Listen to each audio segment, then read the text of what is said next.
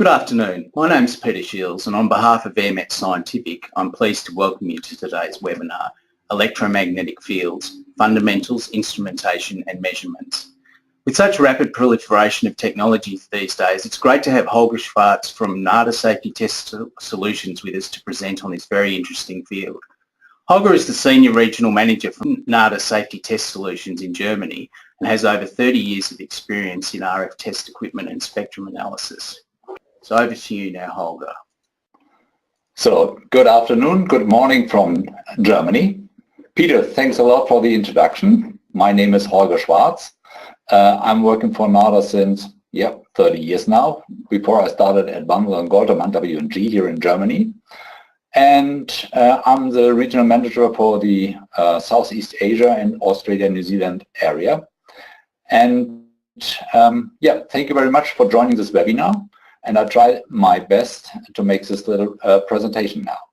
So who is Narda? Who is Narda Safety Test Solutions? Narda Safety Test Solutions is a company based in Germany, and we run EMF business since more than 20 years now. And we have here in Germany around about 70 employees, 70. And we have factories also in Italy. Italy is doing also EMC test equipment. We have a sales office, our own sales office in China, and for sure we have sales in the USA plus the upper management. Narda Safety Test Solutions belongs to Narda Mytech. Narda Mytech is one of 10 divisions of the S3 communications group, which S3 has around about 50,000 employees. So we are a little satellite here in Germany, nearly completely independent from S3. So all the development, the marketing, and everything is done here in Germany regarding the so-called yellow instrument, the safety equipment. So when we look to the user of our equipment, we have on one side, we have the health and safety at workplace people. So for example, the guys who have to work inside of radio and TV broadcasting equipment, so they have to mount new antennas, they have to repair antennas, or they just have to paint the antenna mask. So people climbing in those antenna sites have to be take care about their health and safety at their working place. The same applies to the mobile operators. So for example, people installing additional mobile sites on a rooftop, or military customer. All military customer have the same communication systems again. And remember, for example, on board of a ship, you have communication equipment very close to the user. So it's much easier to get close to the antenna. And also industry is using a lot of RF fields, for example, for gluing plastic onto wood, to dry wood, to solder and so on. So a lot of energy electric energy is used, and mostly they use electromagnetic fields for production purpose. So also here, something which can heat up a piece of wood or can dry a piece of wood can also heat your body. So you should take care about your health and safety at your workplace. On the other side, we have the public health precaution measurements. Means somebody is scared about the mobile phone station which is built up in his backyard or close to his building. All the power utilities build up a new high voltage line close to a city. So then questions come up, and so government or the power utilities, for example, they go out, take measurements, and hopefully can show public that they are safe. When we look through our customer structure all around the world, so this is a mix from all around the world, this is not for Australia exclusively, you can see that more than a half of our business we are doing with authority, government and wireless mobile operators. And on the other side we also have the broadcasters, the consultants, EMC and so on. So normally only the professionals are buying our equipment, not so much private household. Private household, they call government, for example, to do some measurements. So let's start with some physical fundamentals. So EMF means electromagnetic fields is a safety in electromagnetic fields in terms of the consequences on effects on our environment, and as we are a part of the environment, particularly on humans. So any kind of effect of electromagnetic field, we should take care about it. We have natural fields around us. You know, we have the magnetic field all around the Earth, which can show a compass and the direction. The static magnetic field of the Earth is around about 40 microtesla here in Europe. And at good weather, you can have also an electric field up to 100 or 500 volts per meter. Just before a thunderstorm is going, you can have field strengths up to 20 kilovolts static electric field in the air. On the other side, there are all the so-called man-made fields. So, for example, by power supply, by mobile operators, by the radar of the airport, by the hairdryer you are drying your hair in the morning, or the train you are taking. Everywhere you have current flowing or a voltage available, you have an electric or a magnetic field or both together. When we look through the electromagnetic spectrum, you will have here the static field of the Earth, for example, but also industry is using a lot of static field, for example, in the production of aluminium, where you make out of bauxite, you make aluminium with high static currents. On the other side, we have our power supply at 50 Hertz, US 60 Hertz, the AC frequencies. And here you have a lot of discussion about high voltage lines. For example, in Germany, we just have a reasonable discussion about, we now have all the wind parks in the North Sea, and the North Sea is in the north of Germany, and the biggest factories we have in the south of Germany. So we have to build up new transmission lines all over Germany. And you can imagine we had a lot of discussion. Nobody wants to have those transmission lines in front of the house. So finally, government made a decision saying, look, we put all the lines underground, which will 7 times more expensive than over the air. But by this, they could stop all the discussion of where to build up the high voltage lines. Then in the mid-frequency range, we have, for example, computer switch power supplies and so on. And then at 100 megahertz, we are going into the communications. First of all, broadcasting, FM radio, 87.5 megahertz, 108 megahertz on the TV stations. Mobile phones starting at 8, sometimes also 700 megahertz going up to some gigahertz. The microwave oven, very well known, at 2.45 gigahertz. The radio links going up to into tens or 20s of gigahertz. And finally, we move over to the infrared and the visible light, and later on also into so-called ionizing radiation, the X-rays. But this is not our topic. This is not the topic of Narda. This is not the topic of today. So this kind of ionizing radiation is more or less so powerful that it can destroy cells. This is not the case for the so-called non-ionizing radiation we are talking today. So our discussion today will stop here at around about 300 gigahertz. That's the area where we talk about non-ionizing radiation or electromagnetic fields. So which are the biological effects? So when you go into the newspapers, you see a lot of biological effects like heating, weakening of immune system, risk of cancer is a big topic, lens clouding and so on. And many times all those items are mixed up, and I would like to sort them a little bit. What is the base of legislation and so on?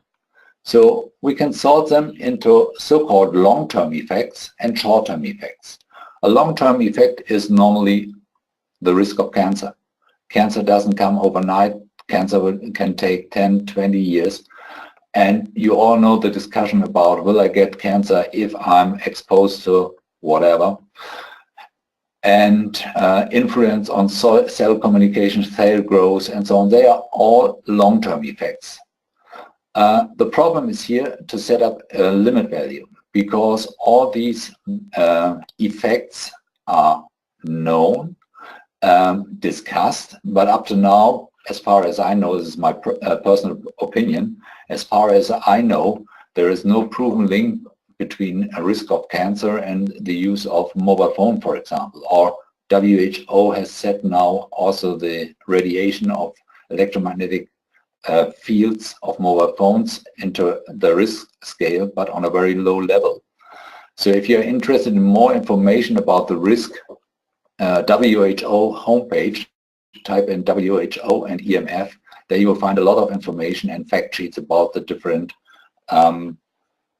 sources of electromagnetic fields and their risk in terms to human people.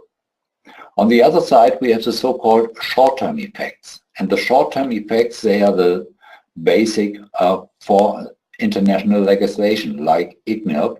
ICNIRP is International Commission for Non-Ionizing Radiation Protection.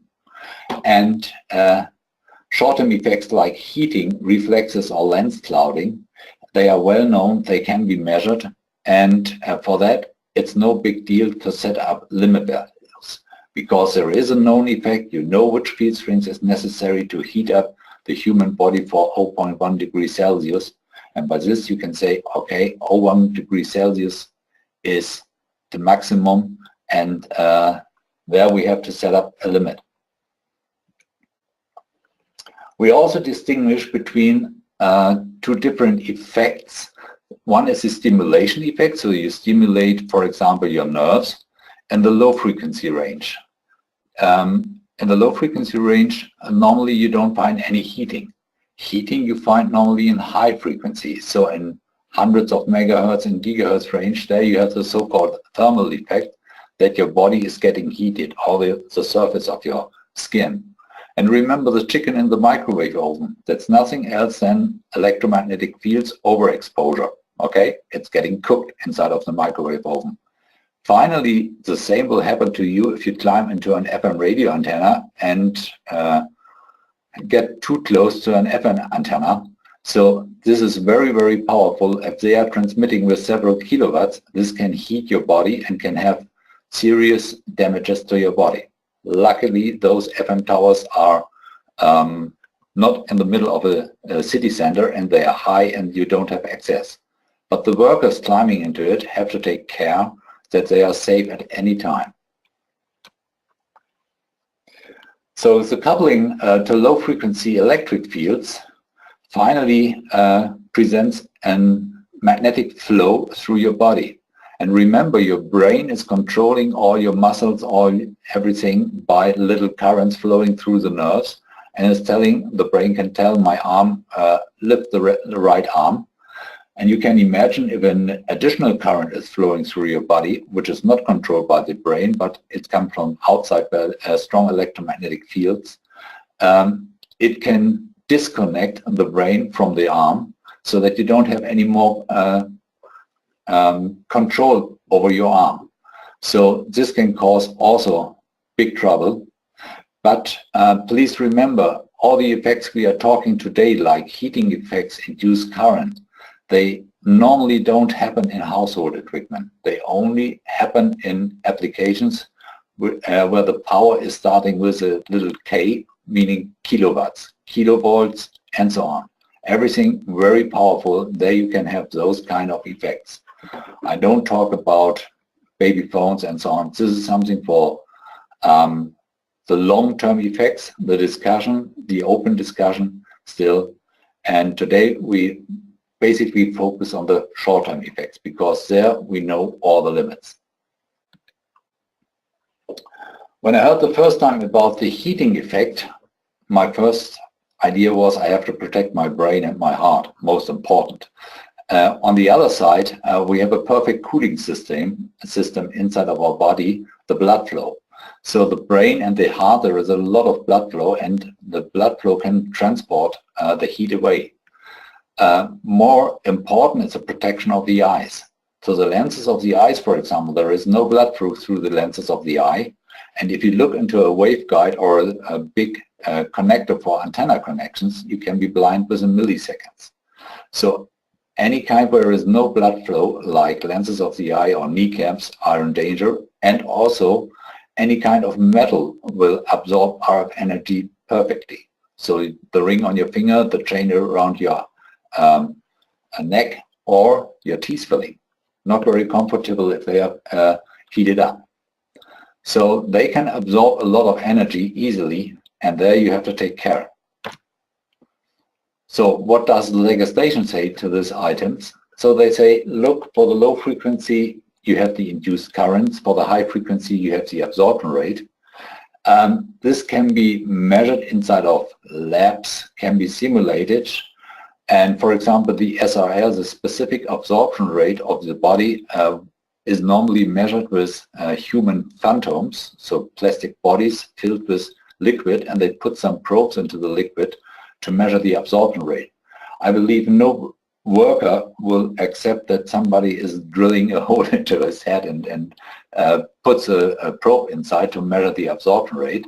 Therefore, it's much easier to measure the derived limits, like the electric field, which electric field is necessary to produce the following absorption rate in the body.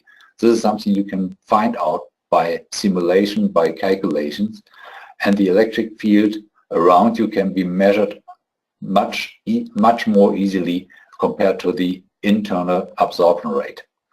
Same happens to the flux density and so on. So it's better to measure outside the body than inside of the body. As you can imagine, in high frequency, for example, your body is working like a lossy antenna. And at some frequency, your body is falling into resonance. So we have the entire body falling into the resonance range at frequencies between 10 megahertz up to some 100 megahertz. This means if you are there in resonance, you can absorb RF energy best.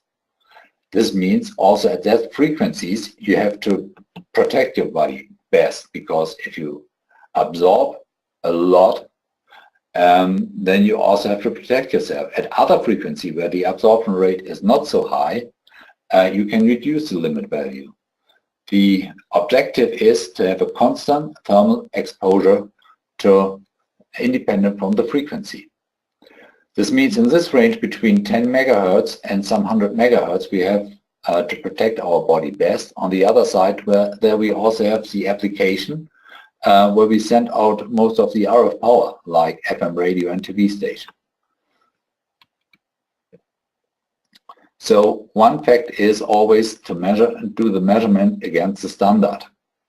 Here we have a typical measurement against the standard. You can see the limit values. Attention, these are not the limit values of Australia, when I remember well. This is from IEEE from the USA. But in Australia and IGNIP and here in Germany, we have round about the same curve. So here between 30 megahertz to 300 megahertz, we have very low limit values in milliwatts per centimeter square indicated. We have here 10 times the values or 3 times in voltage. We have here above 2 gigahertz the limit values and so on. And again, to lower frequency is rising again. So imagine you now have 3 transmitters, one at 1 megahertz, another one at 100 megahertz, and the third one at 9 megahertz. Indicated here in the table. I hope you can see the pointer. And the power density of each signal is indicated here. So for 1 megahertz, the power density is 4 milliwatts. For 100 megahertz, the power density is 0.5 milliwatts. And for 900 megahertz, again, it's 0.5 milliwatts. So in total, you will get a value of 5 milliwatts per centimeter square. So the question is now, does it exceed the limit value or not? So remember, the lowest limit value is 1 milliwatts per centimeter square. The highest one is 100 milliwatts per centimeter square. You can say, I'm exceeding the limit value for sure if I'm above 100 milliwatts per centimeter square, then it doesn't matter at which frequency it is, I will be over the limit value. If I measure below 1 milliwatts per centimeter square, I can say I will never exceed the limit curve because I'm always even below the lowest limit value. So 5 milliwatts puts us a little bit into trouble. I don't know, therefore I need the information about the frequency. So this is something which will be taken into account with so-called shape probes or shape measurements. So then you take into account, for example, the 4 milliwatts per centimeter square. The limit value here is 100 milliwatts per centimeter square. This means this is 4%. This here is 50%, and this here, the 900 megahertz is 17%. So in total, we have 71% of standard. Means it's telling us we are below limit value. We are on the safe side. So 5 milliwatts, I don't know. 71% is a clear indication. No trouble. So if I now change the distribution of the signal a little bit like this, I again have here reduced power on 1 megahertz, therefore higher power at 100 megahertz and 900 megahertz. For the linear adding of the signal, again I have my 5 milliwatts per centimeter square. Again, I don't know. If I calculate it directly in percent of standard, I see here 2%, here 100%, here 67%. So in total 169% means I'm in trouble. So the measurement in percent of standard is always makes life much easier. Okay, milliwatts per centimeter square sounds very sophisticated to engineers, but finally the percentage helps more. I always compare it with my favorite mineral water. So if you look to a bottle of mineral water here in Germany, on my favorite one, I have a bottle here with me, it tells me this water contains 354 milligrams per liter hydrogen carbonate. This seems to be a high sophisticated measurement result, but at the end of the story it doesn't tell me anything because I'm not a food scientist. What I want to know is, can I use it for preparing baby food? And they tell me 354 milligrams per liter hydrogen carbonate. This is not the correct answer to me. So I would love to have an indication like this. Yes, you can use it for baby food. So there is an indication, language for scientists, 354 milligrams, and there is a language for general public. You can use it for baby food.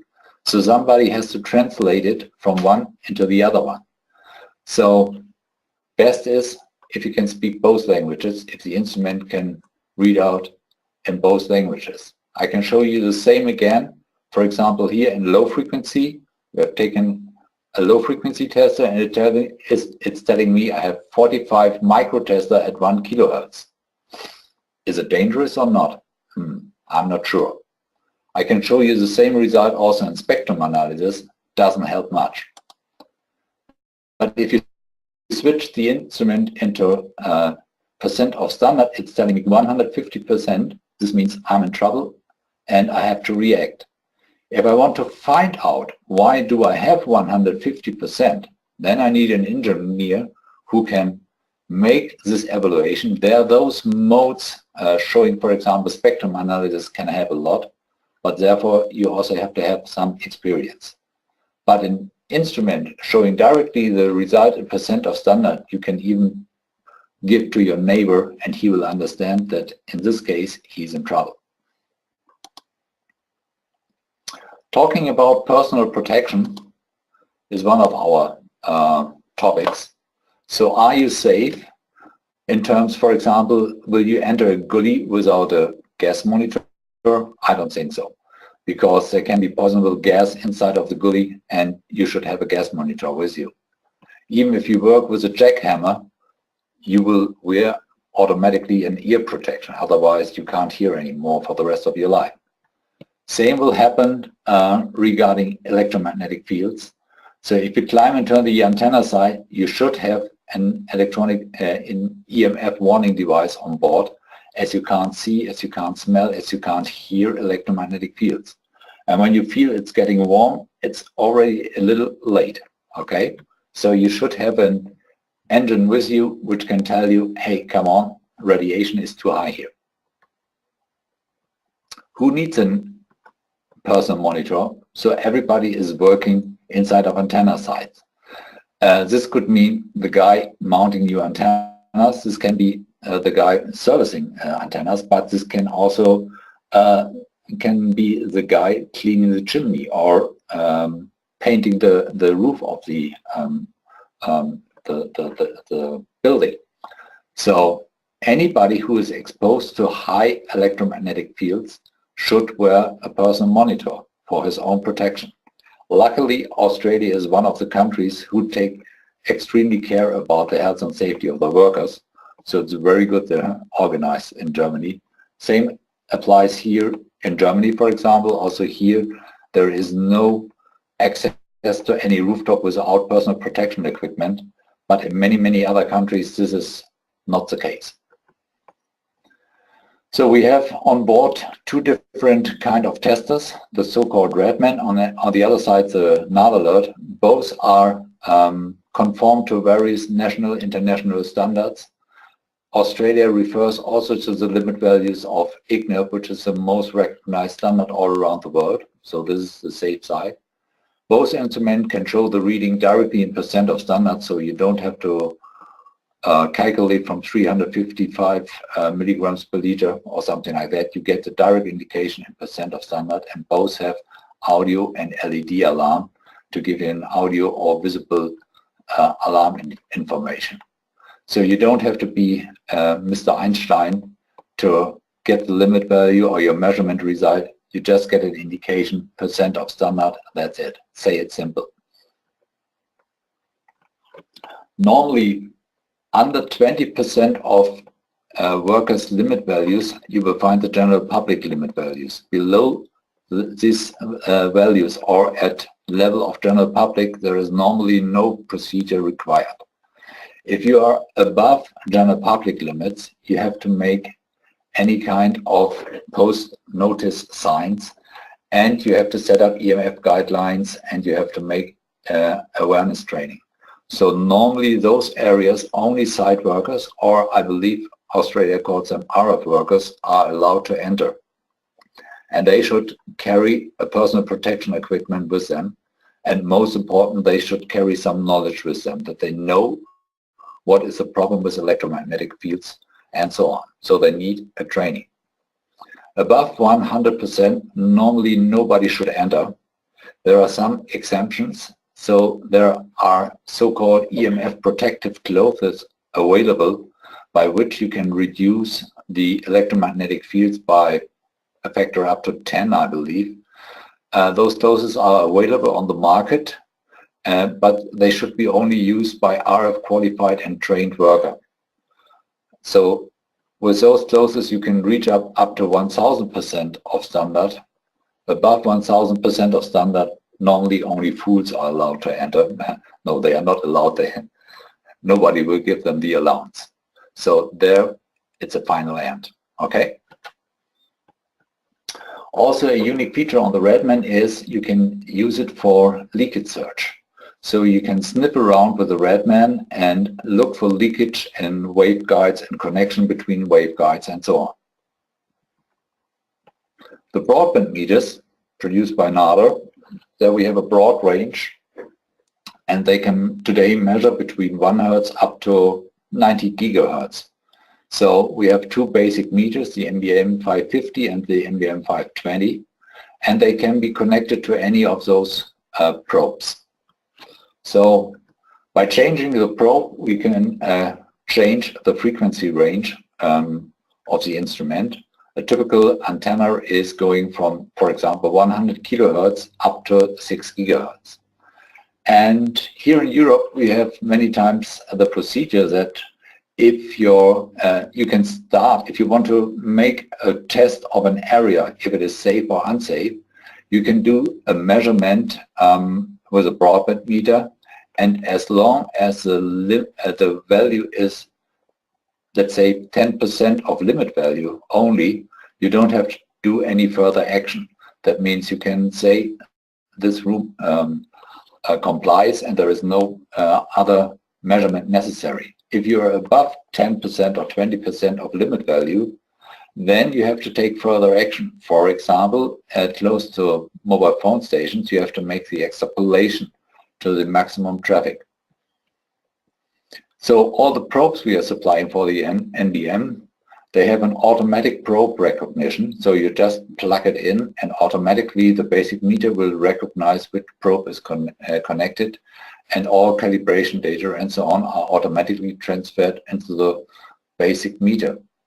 Also, all the uncertainties you are getting for the instrument are already done for any mix between probes and basic meters. So you can use any meter with any probe. The specification inside of the data sheet take into account that there might be a little difference between two probes or two basic meters. This is all included, so you have the full flexibility there. Saying this is okay for the standard calibration of the meters. If you have an accredited calibration of such a meter, then this calibration, the accredited calibration, is only valid for a specific basic meter connected with a specific probe. So there you don't have any more this allowance to change between different probes and different basic meter.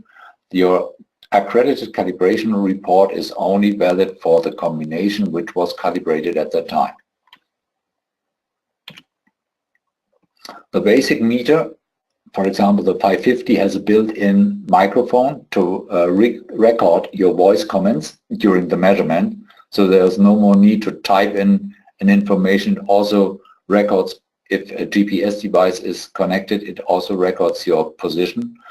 And so everything is recorded, including day and time and position, voice comment, plus for sure the measurement result. The display is an old-fashioned reflective LCD display, but this meter is designed for operation outdoor, and as brighter the sunlight, as better is the visibility of this, the display. This is finally what counts. There are soft key functions available. You have also a keyboard which you can just utilize by the thumb, so there is no need to use two hands. So the second hand can be used for your own safety. Remember, you are many times working on antenna sites on a very high level. The selective meters have the advantage that compared to a broadband meter, the broadband meter gives you only one amount. The total amount of any kind of radiation in between, for example, 100 kilohertz up to 6 gigahertz or 3 gigahertz is the following. Here on the screen we just see 0.5 milliwatts per centimeter square. It doesn't tell you who it is. It doesn't tell you, is it FM radio, is it the radar equipment, is it mobile phone? This is something the broadband meter cannot tell you. It just gives you the total amount, which is many times also enough. If you are now above a certain level, then maybe you have to take into account who it is. If you need to know who it is, you need a little bit bigger device, so-called a selective radiation meter. It's called SRM.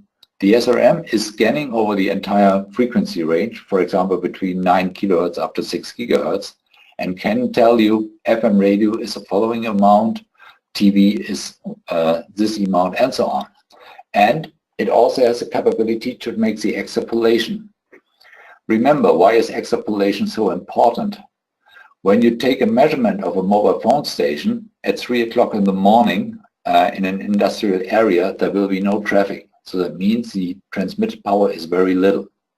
On the other side, if you take the measurement at New Year's Eve, there will be a lot of communication because everybody wants to say Happy New Year to its family. So the best time to take a measurement is New Year's Eve. But I believe you all agree during New Year's Eve you want to celebrate and not take measurements. So it would be nice to have a measurement method which is independent from the time when you take the measurement. And this is exactly what we do with extrapolation. So you measure at any time and you extrapolate to the maximum power of the base station.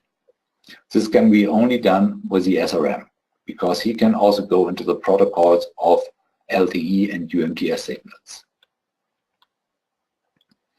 So with the SRM, you have the possibility to indicate who it is, and what you can also do is not only going into the spectrum analysis, but you can also set up tables with service into the instrument.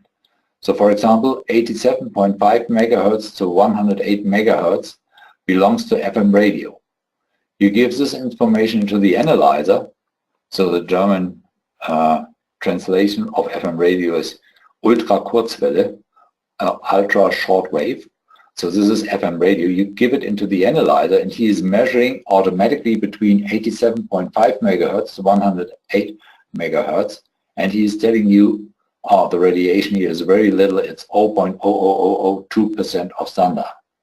So when you look to this table, this is done by a spectrum analyzer. It's telling you FM radio, digital audio broadcast, TV, GSM 900, GSM 800, UMTS, and all in total are 17.25%. So finally, this is a complete report of your site expressed already in percent of standard according, in this case, IGNIP General Public or RS3 in Australia, whatever you like, standard. And the report is ready within, in this case, 802 milliseconds. So the SRM has the capability to show all the results in spectrum analysis, but it also has the capabilities to do a full report within some milliseconds. So in this report, you can show directly to customers. It doesn't tell you anymore hydrogen carbonate, it tells you FM radio, something which people know, and it tells you directly not 354 milligrams per milliliter squared, it tells you 0.0002% of standard. For sure, SRM can also measure in milliwatts per centimeter square and dBm and all those units. But this here, I believe, is the most perfect view to show results even to people who are scared about electromagnetic field and don't have much background information. So you just take a screenshot or you store the result and your report is nearly ready. So the function overview over SRM 3006 normally starts with spectrum analysis, because many times the spectrum analysis is running in the background, and you can even show, look, those peaks here around 700 megahertz, this one here is exceeding the limit value. You can make this purple line into the screen and you will see this one here is exceeding the limit value. So the spectrum analysis or the spectrum view is always perfect for finding out where is the problem. But this is something for the specialists. You can also ask for a so-called peak table, who is the highest transmitter inside of the spectrum, and it's sorting automatically the peaks inside of the spectrum by the highest value. Here, my favorite one, the safety evaluation, talking directly into service. Here, for example, we have a service table talking about the mobile operators here in Germany, E+, O2, Vodafone, T-Mobile. So you see directly the name of the operators, and in this case, the display is switched into millivolts per meter. So I believe this measurement has been taken by an engineer. He loves units like millivolts or milliwatts per centimeter square, but it's just a push button away to switch it over into percent of standard. Okay. Here we also say the safety evaluation in the graphical view. You see every bar graph represents one service. In this case, it's a GSM 900 service table, and it's representing all GSM 900 channels. And the blue color represents the minimum value, and the red color represents the maximum value. And by this you can say, yes, there are some services which sometimes are switched on and sometimes switched off. And there are also services which are switched on all the time because the blue value and the red values are not far from each other. So by this you can perfectly see, for example, this seems to be a BCCH of GSM, and these area seems to be traffic channels in BCCH. So with a little bit knowledge of the background of communication channel, those tables can give you a very quick indication who is on air or who is not on air, which channels are free, which channels are occupied.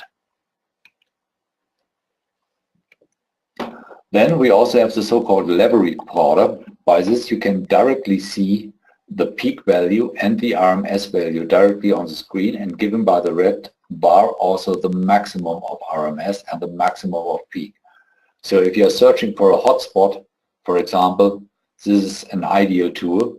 So you tune the instrument to a fixed frequency and then you look for the hotspot. Where does the transmission come from? If you want to search for an emitter because there is some radiation inside of the room and you don't know why, by this you can search for it. Or if you measure, for example, a radar, you are on an airport, you want to measure the airport radar, then this gives you directly the peak reading and the RMS reading on the screen. So that's much faster, much easier to operate, like in spectrum analysis, for example. Then we also have the so-called scope mode. In the scope mode, you can monitor one channel and can see the result now versus time. So the x-axis is now the time information, in this case milliseconds, but it can be also set into hours so that you can monitor a service over a day, or you can monitor it even with the resolution down to some nanoseconds. So if the military has forgotten the length of the pulse of the radar, by the scope mode you can tell him what is the length of the pulse. Some milliseconds, some microseconds, maybe even some nanoseconds are able to be measured. And it also has trigger capabilities and so on to catch a result if it exceeding a certain amount. So it's a very comfortable function if you want to identify a source of radiation, or if you want to make a long-term survey. So I mentioned it already, for the extrapolation you have to go into the protocol of the digital mobile radios like UMTS and LTE. Here, for example, we have a screen of a UMTS demodulation. The only thing you have to type in is the center frequency of the UMTS channel, which is constant all over the country. And then automatically the analyzer finds scrambling codes. Scrambling codes are identifiers for the base station and the allocated antenna. And it shows you the maximum value, and from the maximum value you can, with an extrapolation factor, which is now switched off, you can extrapolate to the maximum traffic on the UMTS base station. Same applies to LTE. So it gives you the cell ID, which is an identifier for the cell itself. It tells you the number of antenna which are in use. Remember, LTE is using the so-called MIMO techniques to reduce fading effects, and plus to exceed also the data rate. So it can have between 1 up to 4 antennas transmitting for the same communication channels. And this is also automatic. There's nothing you have to type in. All information here come out automatically if you just type in the perfect center frequency, okay, which is again stable all over the country. Here the extrapolation factor is switched on, so it seems to be a 20 megahertz system. And with this extrapolation factor you will go to the total value of the base station. And nowadays, in the past, only FDD systems were available. FDD means that the mobile phone and the base station communicate at different frequencies. Nowadays, more and more in use are also the so-called TDD systems, means mobile phone and base stations transmitting at the same frequency range, but at different time slots. So nowadays there is a new option also for the SIM available, that you can even measure TDD systems. So finally, we have different operating modes in the SRM. The very simple one, the safety evaluation, my preferred one to make a report. And then all the analysis functions like spectrum analysis, level recorder, scope, UMTS, LTE. If you want to use it, up to you. I still prefer safety evaluation. Measurement means comparing against a known value. And measurement, a known value, you will verify your equipment in during a calibration. So Narda equipment is calibrated, only comes with a calibration on board, and on demand you can also get an accredited calibration here from Germany. We are accredited by the German competent body for accreditation. Before it was DAX, I believe. And but remember, the accredited calibration is only valid for the combination of probe and antenna, or antenna, probe and basic unit, or antenna and basic unit, on which the accredited calibration was done. So mandatory for reliable reports are calibration for sure. Statement of measurement uncertainty, that's something many people forget. So inside our data sheet you will find all measurement uncertainty of the total equipment, including, for example, here in case of the SRM, the basic unit, the cable and the antenna connected. Again, for any combination of antenna, for any cable, for any basic unit. So you can mix up your stuff of equipment easily.